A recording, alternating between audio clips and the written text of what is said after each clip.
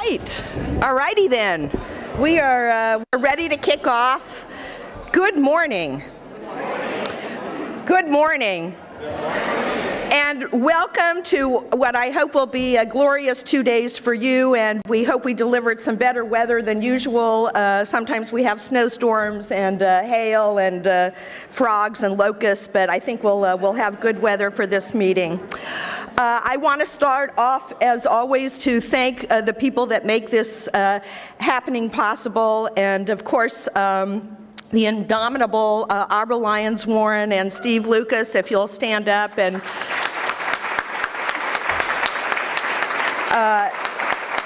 they're not in the room, but Trina Maynor and Kirsten Greenwell make everything click. And also the rest of the CLPHA staff, that is an incredible team. If you could just stand up for a moment and show your face, CLPHA staff that are in the room.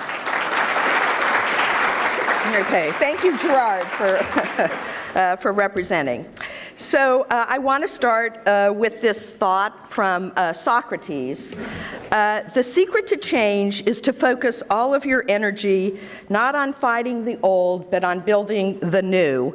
And I think what is so gratifying to see this huge room is that you are people that are committed to building the new. You show it in your size and strength. We started out several years ago with 70 folks attending, and we're here close to 300 folks that are registered. We have expanded our education working group on the CLPHA side. We now have 75 participants, including outside groups, and of course are always looking to expand that. And this year it is both an expansion in size, but in content and depth, both expanding to health and bringing another dimension to our cross-sector work. So we are very much imbued with this spirit of building new networks and partnerships and new ways of thinking in the environment that we're in, and to address the disparities that face us. One of the areas we've made significant progress, I think, is something that motivated us to begin with, a quote from John Naisbitt: "We're drowning in information but starved for knowledge." And our data sharing endeavors, I think, have really opened up a window on where our cross-sector interests are. We were at a terrific briefing on Capitol Hill on Monday, where the New Haven Housing Authority was talking about 30% of the public school system, the students are children living in subsidized housing. So your networks are going to make and are making some very significant impact, but the data sharing, we began with a handful of our members that were doing formal data sharing agreements. We now have 22 housing authorities that have formal data sharing agreements, and we have many more that are beginning the process to develop that. And we think by bringing in our health sector partners, we are very excited about that. CLPHA is also involved in an initiative with the Corporation for Supportive Housing, generously funded by Robert Wood Johnson and our partner United Health, in using insurers and healthcare providers as new anchors and new providers of data and partnerships. So much excitement in that. I want to, you will see that we're operating on many platforms, many dimensions, and many levels, because that's how we have to operate these days. And that includes operating at the local, state, and federal level, operating across sectors in health, education, in housing, operating across program, policy, advocacy, and research. So as you see, there are so many aspects of this, and we are really trying to tackle how to come to this in a systematic and strategic way, and how to build these partnerships. And so I will give you this advice in pursuing the partnerships. Now my new favorite adage, you must determine whether the juice was worth the squeeze. And that in all things, I would say, even in life. So as we approach partnerships and otherwise, and I will leave you with this thought because we have some really incredible speakers, and of course Dr.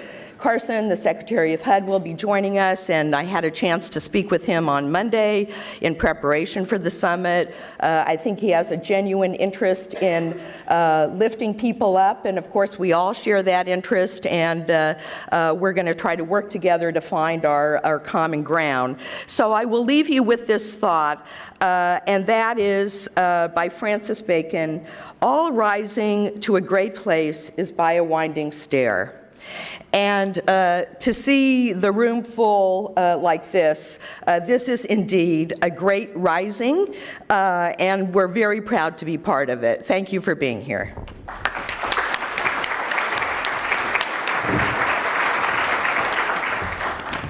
Morning.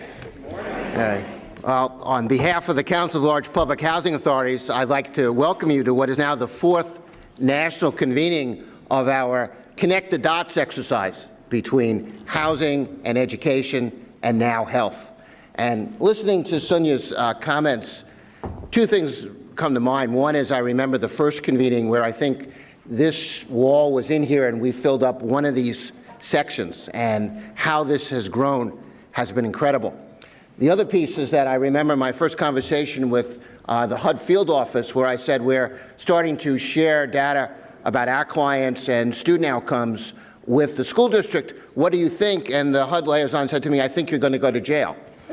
So we've come a long way. I'd like to start by thanking the Bill and Melinda Gates Foundation, the John D. and Catherine T. MacArthur Foundation, and the Kresge Foundation. That's really their vision and, importantly, their support, which has made this work possible. I'd also like to acknowledge Abra Lyons-Warren and Steve Lucas for their terrific work in really putting this all together. Thank both of you. And Kirsten Greenwald and Traina Maynor, really for all the behind-the-scenes work that actually makes this run and keeps us in coffee for the entire day. All right. So we have a record crowd today. Over 250, actually close to 300 attendees. A mix of housers, educators, and healthcare professionals. I believe that the level of interest that we are seeing in these connections between housing, health, and education reflect two key trends. First, there's an increasing body of evidence about just how central the issue of housing is.